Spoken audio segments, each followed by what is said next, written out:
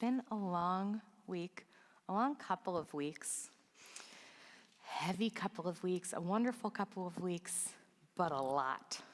There's a lot happening in the news. There's been a lot happening here at TBE as we celebrated High Holy Days together and heard so many words to make us start thinking from our speakers and from some of my colleagues who shared such beautiful ideas and so much thinking and so much work that tonight we're not going to do that. Tonight I want to tell you a story because it doesn't matter how old we are, hearing a story. So I want to tell you a story. And this story happened long ago when there was a young couple who was truly in love. They decided they wanted to get married in the fall because it's the fall. I get it. I was married in the fall. It's beautiful. And they wanted to get married under the sukkah in the presence of their friends and relatives. When the time came, they invited the ushpizin, the ancestors, and said their vows with the full moon peeking through the shkach, the sukkah roof. After the ceremony, the guests came forward to offer gifts and blessings to the couple, when suddenly a stranger stepped forward. They'd never seen him before. He had a long, full beard, lined face, and rumpled clothes. Everyone was puzzled. He must be from another town, they said to each other, probably just traveling through. The man came forward and spoke to the bride and groom. "Because your love is so clearly so true," he said, "I have a special gift for you." He held out a smooth, round gourd that gleamed in the soft light. "This gourd," he said, "is magic. It contains a wish, but only one wish. So you have to use it very wisely and carefully. Don't waste it." The guests stared at the strange man as he continued. He said, "The wish must be made in the fall when the moon is full. Come into the sukkah and speak to the ancestors. Then together, agree on your wish before you make it." The strange man handed them the gourd, and before they could thank him, he was gone. They hung the gourd in the center of the sukkah where the moonlight gave it a special glow. It so happened that there was a greedy man among the guests who overheard this story of the magical gourd. That night, he snuck into the sukkah in the wee hours of the morning, stole the gourd, and replaced it with another that looked identical, but was empty of wishes.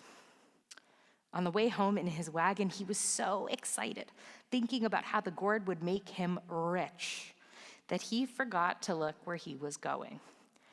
He drove his wagon off the road into a mud hole where the wheels sank deeper and deeper until they were hopelessly stuck. The more he tried to get out, the more he sank in.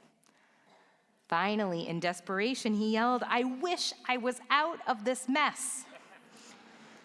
Instantly, he was on dry land, and the single wish within the gourd was wasted and gone forever.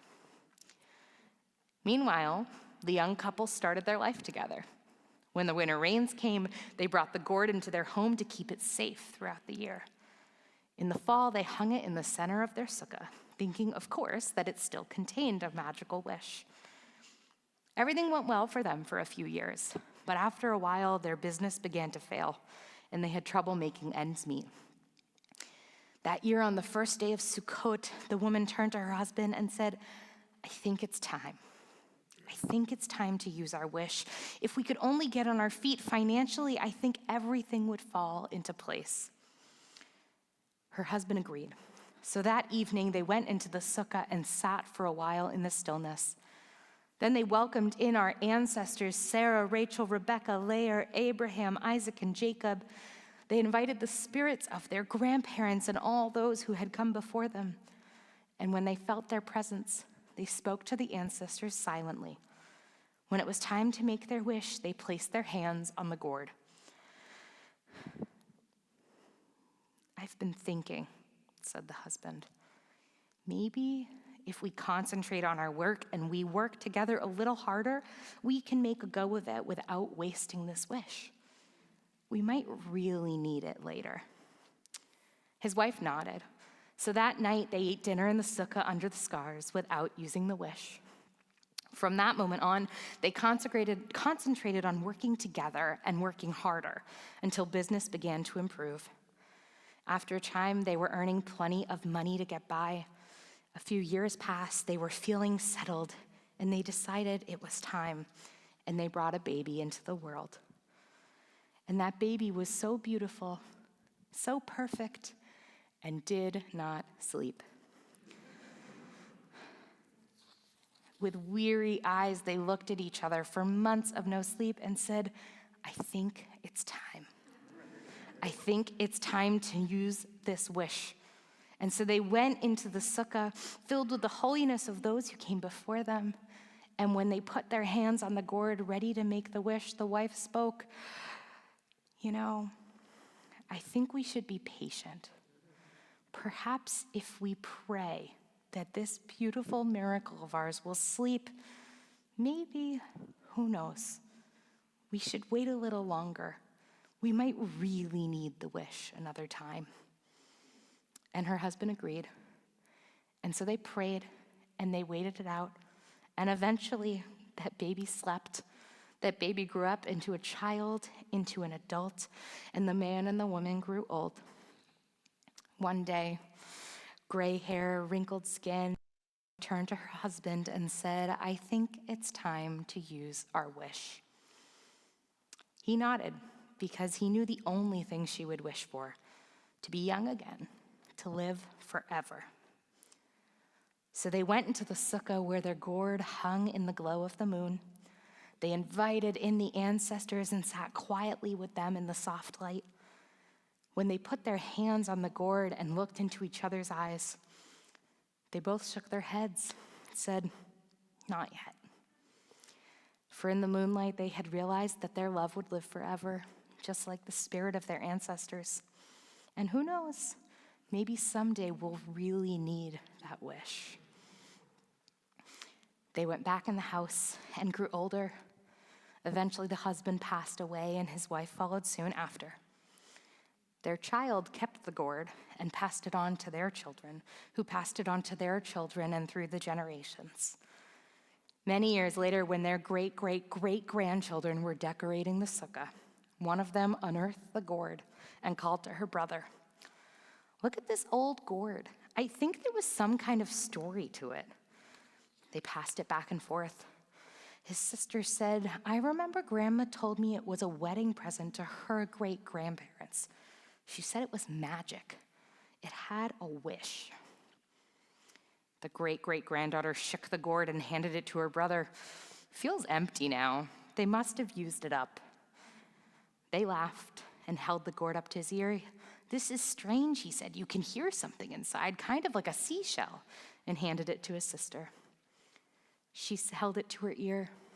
It sounds like the wind, or like whispering voices. His eyes widened. Maybe it still has magic. They hung it carefully in the center of the sukkah. And that night when they invited in the ushpizin, the sukkah filled with the quiet voices of ancestors as the gourd shone with the light of the moon. Sometimes we need something to believe in.